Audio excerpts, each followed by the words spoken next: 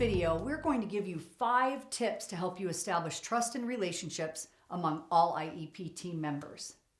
Hi, I'm Cassie Velasquez. And I'm Robin O'Shea. Establishing trust with your IEP team is critical, which means we need to put our differences aside and work together for the benefit of your child. Make sure you stick around to the end of the video because we're also going to share a tool with you that you can bring to the IEP meeting to help ensure that what gets promised gets followed through with. But what does that have to do with building trust?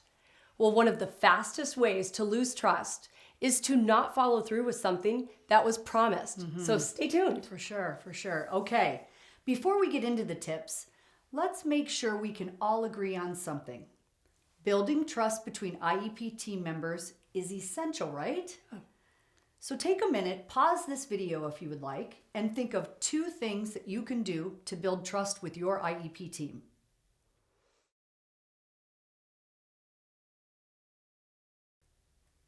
Okay, let's see if we can give you some more thoughts towards building trust. Tip number 1, understand individual roles and responsibilities. Attending an IEP can be intimidating for both family members and educators. All the various roles and responsibilities within the IEP can be confusing. So what can you do? Ask the child's case manager for a list of team members that will be at the meeting and what their role is. This will help you to know who can answer certain questions related to your child's needs. If someone isn't listed that you expected at the meeting, just let the case manager know. And come prepared to share your role at the meeting. If you want more information on this, please see our video, Understanding the Role of All IEP Team Members. Tip number 2, collaborate with one another. An IEP meeting is an opportunity for everyone involved in the education of your child to collaborate. What we mean by this is be open to considering all perspectives that are shared, as everyone has different experiences and expertise with your child. Have an open dialogue. To do this, we must have relationships and trust for one another. When everyone feels valued and heard and everyone's perspectives are considered, even difficult decisions can be handled without resistance or conflict. For sure. Yes. Tip number 3, share information openly and honestly. Communicating with educators and therapists about family events or fun things that are going on in your child's life helps to build long-lasting positive relationships and ultimately builds trust. So come prepared to be open and share this information about your child, things they're good at and things they struggle with.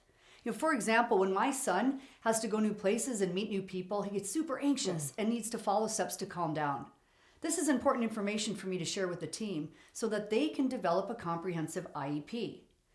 As a parent, you hold the most expertise on your child at home and in the community. It's essential that the team hear from you. Also, as we know, there is so much jargon in special education. Acronyms. So many acronyms. And when information is being shared, do not hesitate to ask questions so everyone has a shared understanding of what is being discussed. Be open and honest is key to helping develop trust and relationships. Tip number 4, respect each other's opinions and ideas. Everyone on the IEP team has valuable information. It takes a conscious effort to be open to really listening to all the information, especially when we're talking about your child. Absolutely. So come to the meeting with an open mind. Clear your mind of any judgments that you may have of other team members and listen to that central message. This requires open-mindedness and consideration of all perspectives. Respectful communication in an IEP meeting will not only benefit your child, but will foster relationships among all team members. Okay, very good. And tip number 5, follow through on the commitments made to other team members.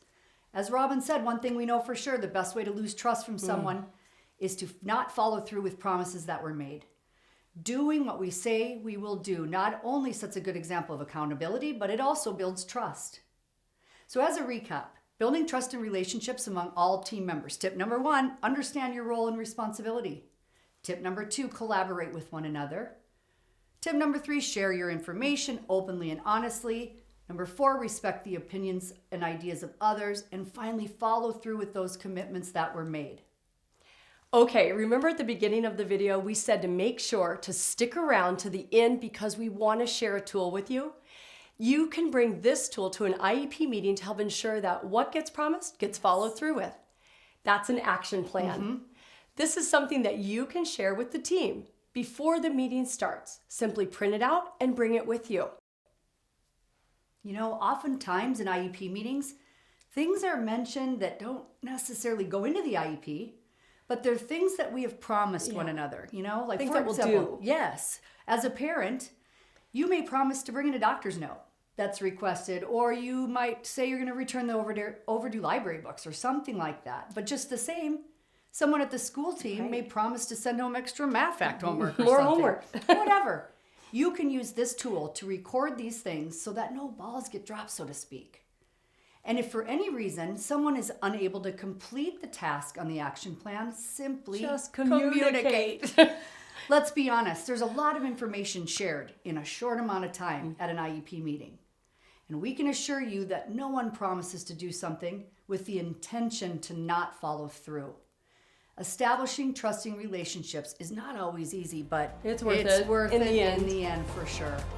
So thank you for listening to our tips today on building trust and relationships among all team members. As always, our goal is to continue to improve family and school partnerships. For more information, please visit our website at www.key2ed.com and click on the store and look for free resources.